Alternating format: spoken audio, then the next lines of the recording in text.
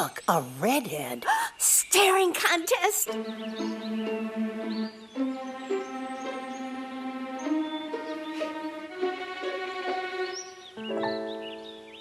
You still got it. I know. Come alive with the forest. The dad was cute. You were looking right at us. Visit discovertheforest.org to find a forest near you.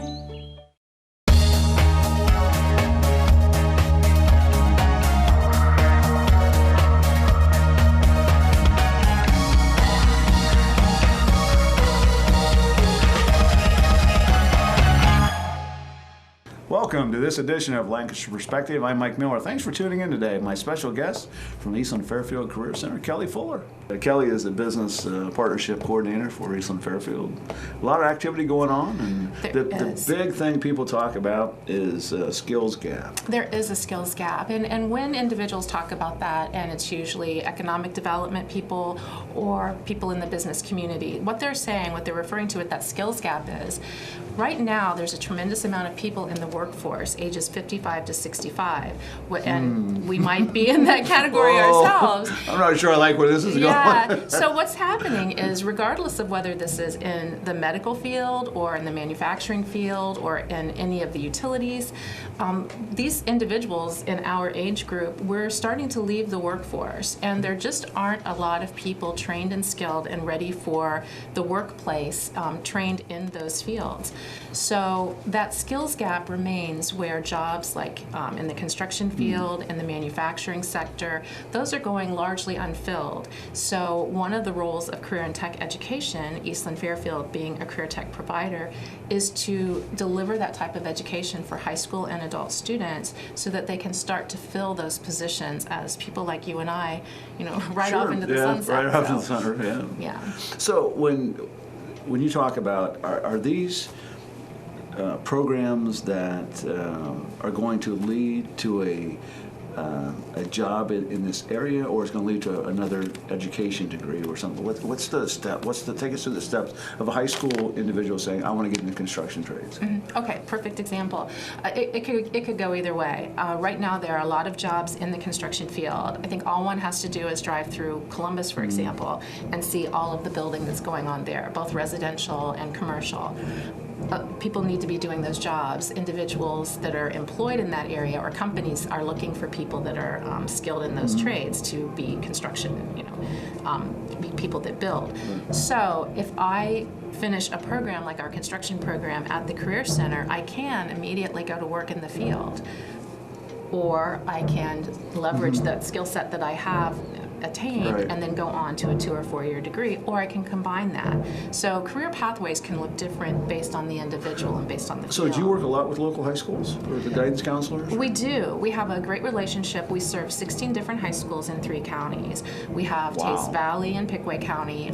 We have all the county schools here in Fairfield, except Lancaster City, who they do their own career tech programs. And then we have, it runs the gamut in Franklin County, from everything from Hamilton and Groveport all the way up to New Albany. We have Bexley, Canal, Pickerington schools. So 16 different high schools, we're pulling students. They come into us as juniors, and they stay their junior and senior years. And then we have adult learners as well. Website, phone number of people watching when are interested? Yeah, absolutely. Take a look at our website. It's newly redesigned.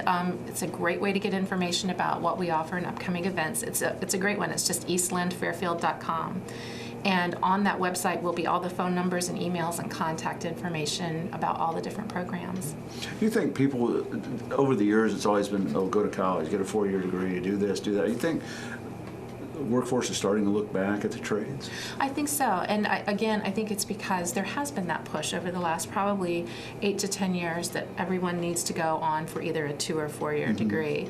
And that certainly is, those 2 and 4 year degrees certainly have a place for certain jobs. There are a lot of jobs that are out there, though, right now that don't require a 2 or 4 year degree, but they do require some sort of certification or continuing education. One of the biggest in-demand jobs right now is something called a multi-craft technician. Have you ever heard that term before? No. I hadn't either until about 2 years ago. And what that is an individual, whether they're in a factory or a distribution center or a school environment. They're the person who's walking around and fixing things, diagnosing things, repairing, maintaining. Okay. Years ago, we might have called them like a maintenance person, Right, and correct. the tool belt that they had a hammer and a screwdriver and all that. Today, the tool belt requires a laptop and other diagnostic tools. So these individuals need to be trained in everything from electronic motor controls to hydraulics, pneumatics, some welding and fabrication. It's a pretty broad skill set, and one that doesn't necessarily require a 2 or 4 year degree. The interesting thing, if you look at Ohio Means Jobs, the website that talks to us about the jobs and the job market in Ohio, you'll see that those jobs are part of an in-demand field, and their salary skews into the high $20 to mid $30 per hour range, which is a phenomenal wage to when you're coming into the workforce and you have little or no student loan debt accompanying you. Right. Now, internships. Do a lot of these companies that you deal with or businesses, do they do internships? They do. Career tech education is really based on something called work-based learning, and that can be anything from career exploration, going out and visiting a company to find out, is this really what I want to do? Is this the environment I want to work in? To when you're a senior with us at the high school level, we have you do your academics in the morning at the school. And then after around lunchtime, you go into your lab. Or, best case scenario, if we can get you placed with an employer, you would do what's called a work-based learning. You would be paid, you would be getting the on-the-job experience. It's in some cases like a protracted job interview. That's interesting. Now, people always, they'll say, well, kids will say, I don't want to do that. Is there an aptitude test, or is there something that somebody walks into counseling and says, I don't know what I want to do? Yeah, we do, like I said, have great relationships with those guidance counselors in all the 16 districts, and really talk to them about what's in the best interest of the student as they're, coming to us as juniors. And we look at them, we look at an application. There isn't necessarily a test, but we look at the student in total to see attendance, certainly their academics, behavior. Sure. And there is several conversations that take place before they actually make application, get accepted, and come into the program. Is there a field that's growing more? I know we talked a bit about manufacturing, construction, healthcare. Do you get requests, I guess, for different things? Probably the number one right now is manufacturing, followed quickly by construction for this area. And it's not, Central Ohio is not alone in this. The entire state, the Midwest, actually broader across the entire United States. We're looking at not having enough young people to come in and fill those really coveted positions. So when you talk about working with the high schools, and you mentioned a little bit about adults too. Is there a gap between those high school and maybe people are 23, 24? Yeah, our typical adult student, and we offer a variety of adult programs. We have heating, ventilation, and air conditioning, the HVAC. We're starting a new CNC program for adults, which is going to be really That's nice. probably one of the number one requests I get from employers, CNC operator. Yes, that computerized numeric control. Right, that is something that we're starting. We also have medical assisting, dental assisting. We have welding, which is another huge one. When you talk about growing fields, welding continues to lead the pack as well. So that's probably our largest adult program. And our police officer training. We're an APATA approved site, so we offer a basic peace officer training. But yeah, a lot of times our typical adult student, they're in like that 18 to maybe 34-year-old range. But we certainly have outliers there as well. If individuals might have been downsized, older individuals, and by that I mean maybe older than that 34.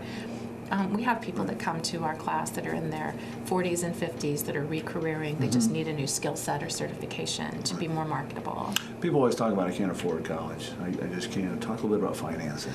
Yeah, if you do make a choice to come to us as a high school student, for example, we are a public school. So other than some lab fees, pretty much everything that you're learning in the lab itself it's free to you as a taxpayer. If you choose to come to us as an adult student, we do price those programs. There is a tuition for that. However, we try to keep that tuition as competitive as we can. Right. And because we know going to school is expensive in both monetary and time, even if it's an adult program that's not a 2-year degree, some of our programs are 9, 11 months long. That's a commitment of time. Sure. To finance that, any program that's 600 hours or more is eligible for both Pell Grants and student loans, just like if you were going to Columbus State, Ohio State, Miami, OU, you can apply for Pell Grants and student loans to pay for that education. Oh, that is neat.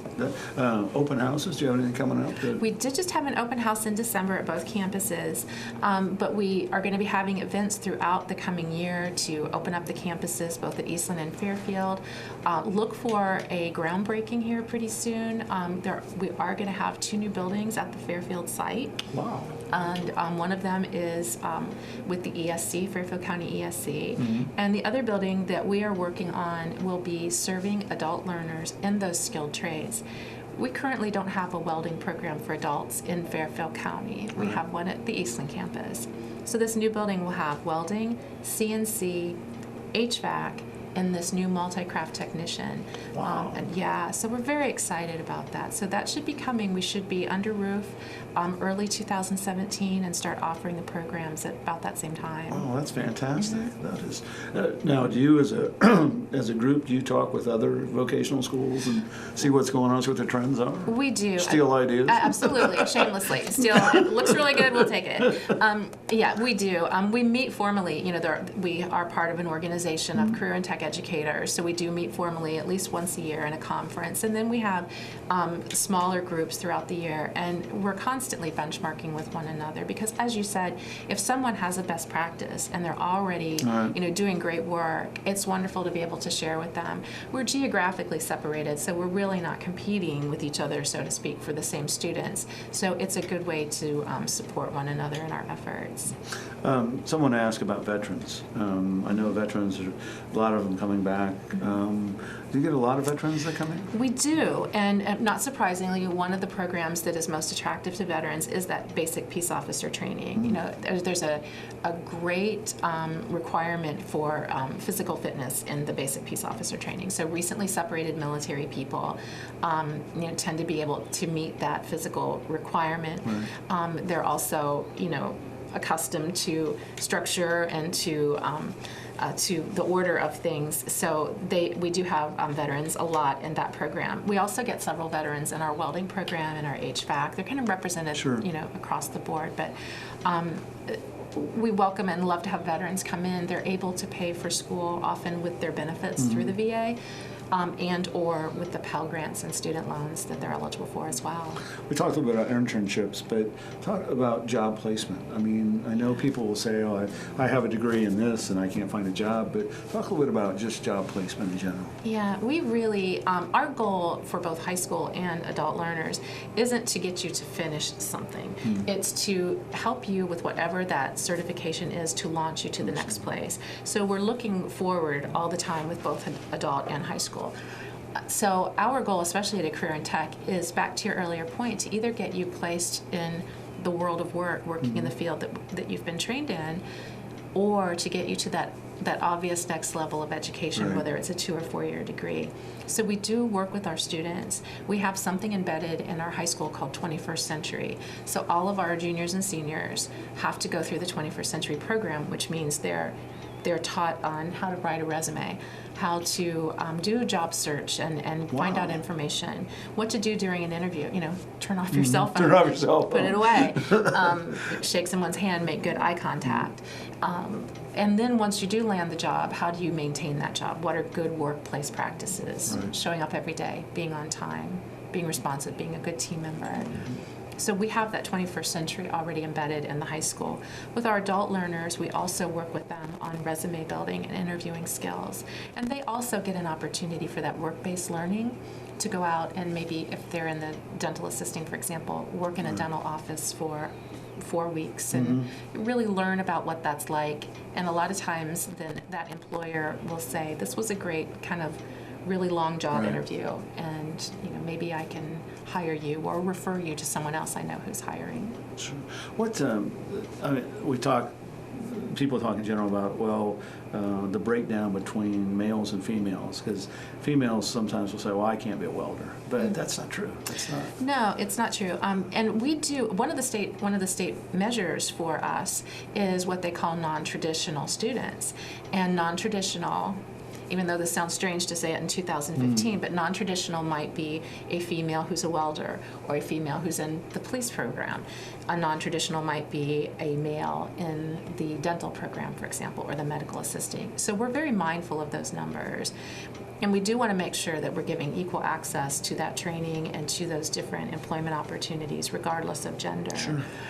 But we do know that sometimes it can be challenging and scary if you are, for example, a young lady in the welding, class with Right. 22 other people that are all male. So our teachers and our support staff are all well versed in making sure that we support them in their decision and in their career path as well. Talk a little bit about the staff, because most of them have workforce experience or business experience. Yeah, that's the really cool thing about career tech education. We certainly at our high school have all the classes that you would have at any other high school, government and math and English and all of those things. But we then have in those what we call the labs, we have people who come from the field that actually teach what they know from having worked in that field. So our auto technology instructors were people that worked, in a large Right, or small, either dealership or for a garage. Same with our medical and dental programs as well. Those people come from the field. Interesting though, with the high school, if you're a lab instructor, you still go through the resident educator process of 3 years at Ohio State University to learn Okay. how to leverage what you Right. know and then how to become a good teacher.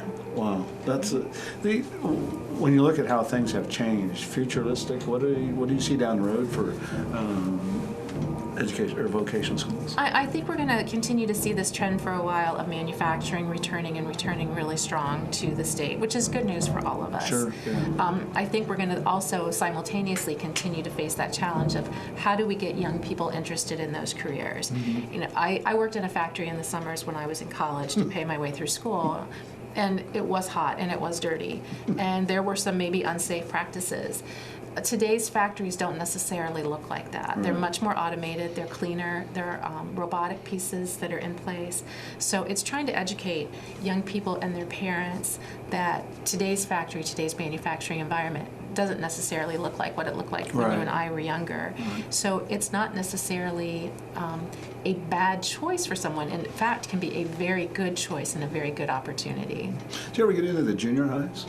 We do. We hired a person about 2 years ago. Her name's Christine Boucher, and she's a career development specialist. And her role is to go into 6th, 7th, and 8th grade schools. 6th grade. Yeah. Wow. Yeah.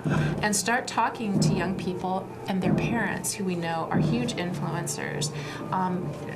We're not necessarily saying come to Eastland-Fairfield. We'd like it if you would, but at least be aware of what the opportunities are. And we use Ohio Means Jobs as one of those tools to help educate people. Advice that you would have for somebody that maybe is a junior going to be a senior? Well, I'm not sure what I want to do. Yeah, definitely, check out Ohio Means Jobs. Look at what the high demand fields are. Look at what the education requirements are for that. And then use all the tools that are there. There's a budget tool on there that kind of helps you understand how much money you need to make. There are jobs that are described that, do you like to work by yourself? Do you like to work with other people? Do you have to get up and move around a lot? And really kind of look and explore all the different things that are there. And take your time. I mean, nothing says that the day you graduate high school and the day you turn 18 that you automatically have to know what you need to do, want to do for the rest of your life. I mean, I think I changed my major 3 times. Yeah, it's Right. You don't necessarily have to come out, go on a 4-year path, and be done at 22 and know exactly everything you need to know. So if Kelly Fuller was not working today in Eastland, what would she be doing? Oh my goodness. I probably should be home taking care of my Christmas problems, and not, having a tree or anything. I love doing what I'm doing. I had always wanted to work with people and help them reach their potential. And I thought for a long time about psychiatry or psychology and helping people work Sure. through barriers and issues.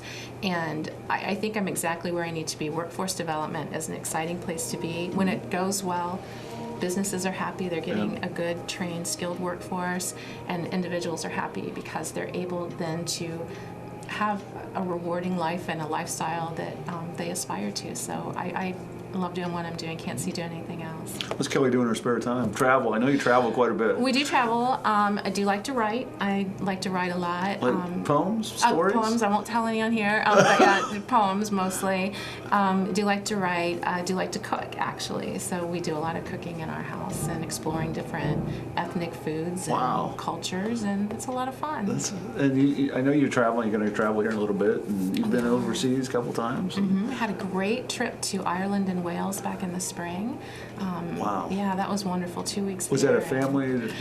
Family for both my husband and myself. His family is from Wales and mine from Ireland. So it was a really nice way to get to your roots and kind of visit. Was there anything that shocked you? I mean, about being there? Was there anything obviously we know that our country is so much younger than the countries in Europe, but it's still, even though you're prepared for it, to come across a castle, for example, and Wales is full of castles. So as you're riding the train from one part of the country to the other, and you just pass castle after castle that have been there, for 800 or 900 years. It's shocking, but in a good way. Wow, that's neat. Yeah. Was there anything that you expected? Like, well, this is exactly what I thought it was going to be. Well, we're always told, or I'd always been told, that food, like in the United Kingdom and in Ireland, wasn't so great. And I wish that was true, because if that was true, I wouldn't have come back 5 pounds heavier. But the food was amazing. There's nothing like really good Irish butter and bread, and their vegetable soup is cream-based, so it was wonderful. Yeah. Was there anything that you tried that you thought, well, I don't know what that is, but I'm going to try it? No, they did. You ate everything, didn't you? Yeah, I did. There was nothing I said no to. Yeah, that's true. That's yeah. all right. Yeah, and you're getting ready to go again? You're going to take off? We are. We're going to the tropics this time. We're going to escape I was going to say the cold weather, but we've been so blessed with a just balmy winter. Sure. But yeah, we're going down to the tropics for a while. So that's over fantastic. Christmas vacation. That is neat. That's one more time, website, phone number that people can go, or can they stop by? Absolutely. Are they open all the time, I guess? Yeah, pretty much during the school hours. Our adult programs are running into the evening. Stop by either the Eastland or Fairfield campus, or visit us at Eastland-Fairfield.com. Give us a call, 614-836-4530. We'd love to talk to you about high school, adult, and other workforce opportunities. Before we go, tips about interviewing, because you mentioned about turning your cell phone off. 5 tips or 6 tips about a person maybe going to that first interview, that very first interview. A couple things right off the top. Do your research ahead of time. Really look at the company that you're about to embark on an interview with, because you're going to get that question, is there anything you want to know about us? So really have, at least a general sense of what they do, how long they've been there. So really do some research. I'd say another is understand that most interviews start even before you walk in the door. So when you're being pre-screened with a phone interview, for example, think about how you're coming across with your voice, your word choices. May not want to have the dog barking in the background if you can get away with it.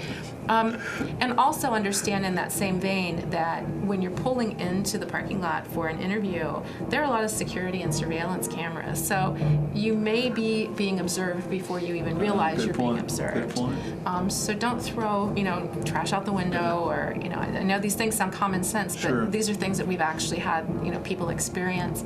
I guess I would also say, really look at the job description and look at the top 3 to 5 things, or the posting, I should say, that they say they're looking for, and then be able to say in the interview, whether it's over the phone or in person, how you match each one of these. Make it easy on that HR person or the screener to see whether or not you should go on to the next level.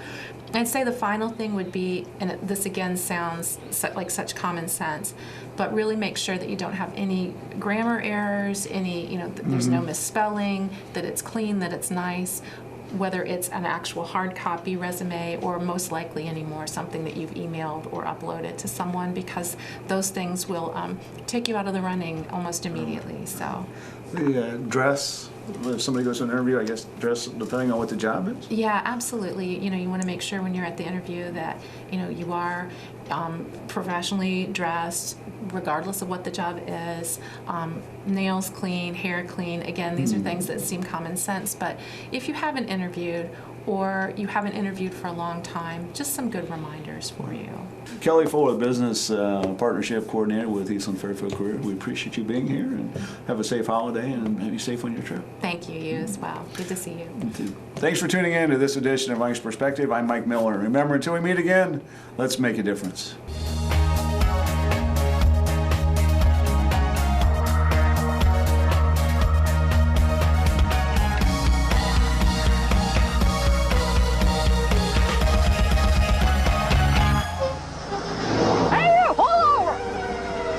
Uh-oh, Vince. They're really cracking down on safety belts these days. What's up, officer? I'm giving you a ticket for committing an 811. Safety belt violation. Compliments of Barney Fife. We never wear safety belts. We're dummies. Weisenheimers. He gave us a ticket. Man's got to do what he's got to do.